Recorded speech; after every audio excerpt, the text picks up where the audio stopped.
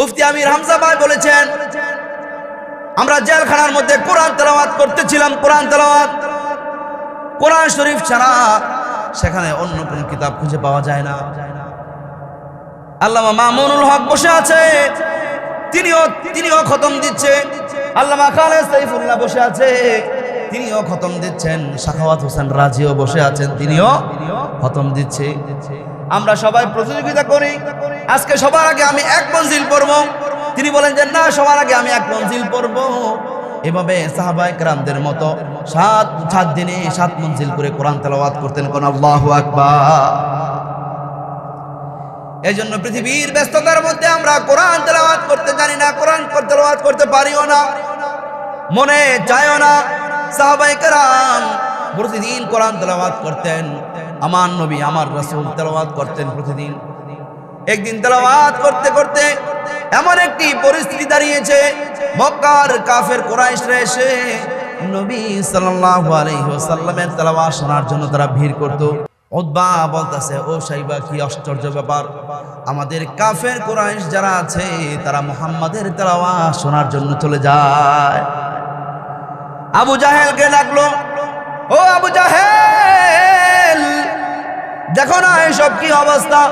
মুহাম্মদ যখন রাতের আধারে কোরআন তেলাওয়াত করে, তখন এই কাফের কুরাইশরা গিয়ে মুহাম্মাদের তেলাওয়াত শুনে। এভাবে শুনতে শুনতে একটা সময় যখন মজা পেয়ে যাবে, তখন আমাদেরকে ছুড়ে ফিরে দিবে। অতএব আগামীকালকে সবাইকে ডাকো, সভা পরামর্শ করো। সবাইকে ডাকলেন, সবাই আসলেন। সবাইকে বলল, আজকের পর থেকে মুহাম্মাদের তেলাওয়াত তোমরা শুনতে পারবে না। আল্লাহ রাব্বুল আলামিন কোরআনে কারীমের মধ্যে স্পষ্ট করে বলে দিয়েছেন, ওয়াকালাল্লাযীনা কাফারু লা তাসমাউ লিহাযাল কুরআনি ওয়ালগাউ ফীহি লাআল্লাকুম তাগলিবুন।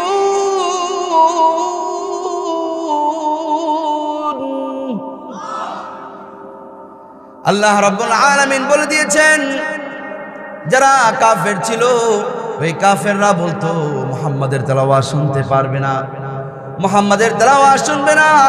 মুহাম্মদ যখন তেলাওয়াত করবে চিল্লাচিল্লি করবে, হই হুল্লোড় করবে, যাতে করে মুহাম্মাদের উপর তোমরা বিজয় লাভ করতে পারো।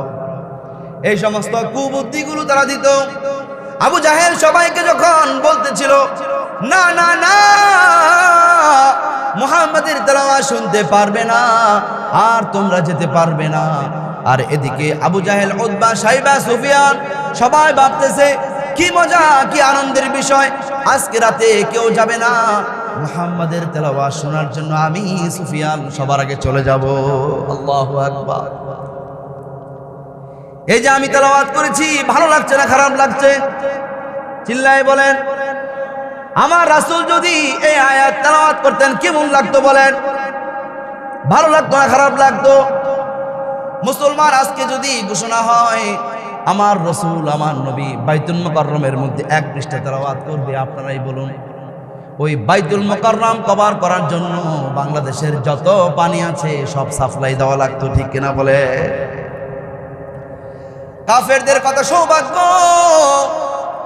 নবীজি সাল্লাল্লাহু আলাইহি ওয়াসাল্লামের তেলাওয়াত তারা শুনতো, মজা করে শুনতো। সাইবা বলতেছিল, আজকে কেউ যাবে না, আজকে আমি একা যাব, কি মজা, বাতিজার তেলাওয়াত আমি শুনবো। আবু জাহেল মানুষদেরকে নসিহত করতেছে। অনেক সময় আমরা নখ কাড়ি, আবার মনে মনে অন্যদিকে চিন্তাও করি, কথা বলি, আবার হাতে অন্য কাজও করি, ঠিক কিনা বলেন?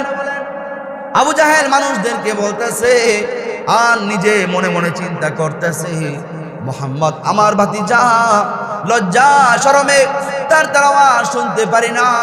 আসলেই তো মুহাম্মদ একজন সত্যবাদী নবী, তার কোরআনের মধ্যে কোনো ভুল নাই, কারণ এই কোরআন মানুষের রচিত হতে পারে না।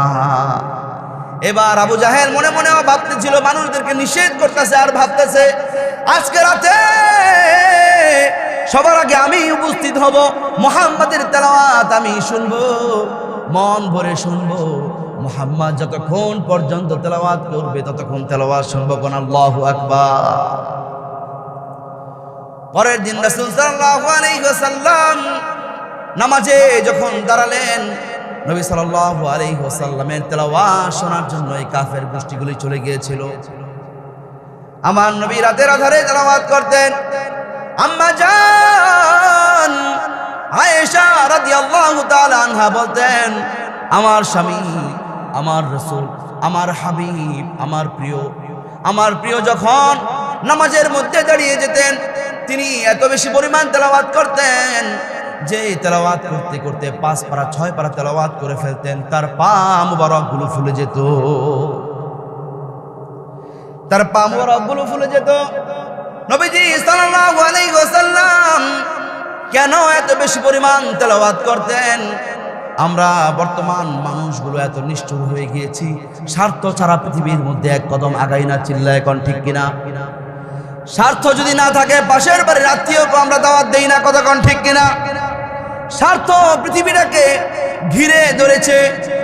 একমাত্র উলামায়ে কেরাম স্বার্থ ছাড়া ইলম বিলিয়ে দিচ্ছে। কারণ কাল কিয়ামতের ময়দানে কঠিন মুসিবতের সময় বিভীষিকাময় অবস্থায় রাসূলের সেই হাদিস আল ইলমু ইউনতাফাউ বিহি, দুনিয়ার মধ্যে যদি একটু ইলম রেখে দিতে পারো তাহলে কবরের মধ্যে পাবা, জান্নাতের মধ্যে পাবা, কাল কিয়ামতের দিন হিসাবের মধ্যে তোমার এগুলো সব চলে আসবে।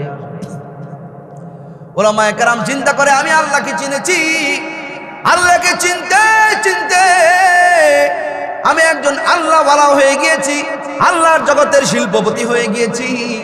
এজন্য দেখবেন শিল্পপতিদেরকে মানুষ ভয় পায়, ঠিক কিনা বলেন?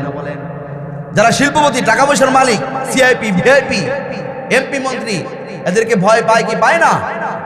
কথা বলেন, পায়। কিন্তু একজন আল্লাহর ওয়ালিকে ওই সিআইপি সহ সাধারণ জনতা সহ রাষ্ট্রপ্রধান পর্যন্ত ভয় পায় কি পায় না? পায়। কেন? তারা হলো দুনিয়ার জগতের শিল্পপতি, আর উলামায়ে কেরাম হচ্ছে আল্লাহর জগতের শিল্পপতি। চিল্লায় বলেন ঠিক কিনা?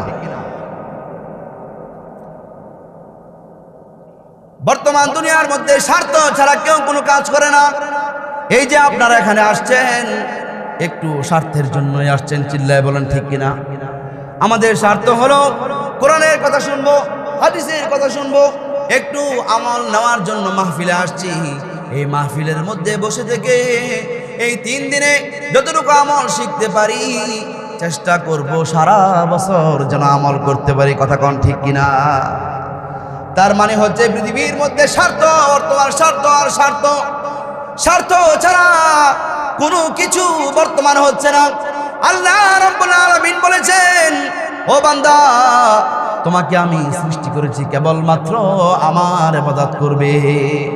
ওয়ামা খালাকাতুল জিন্না ওয়াল ইনসা ইল্লা লিয়াবুদুন, আমি মানুষ এবং জিন জাতিকে সৃষ্টি করেছি কেবলমাত্র আমার ইবাদত করার জন্য। আমি তাদেরকে সৃষ্টি করেছি।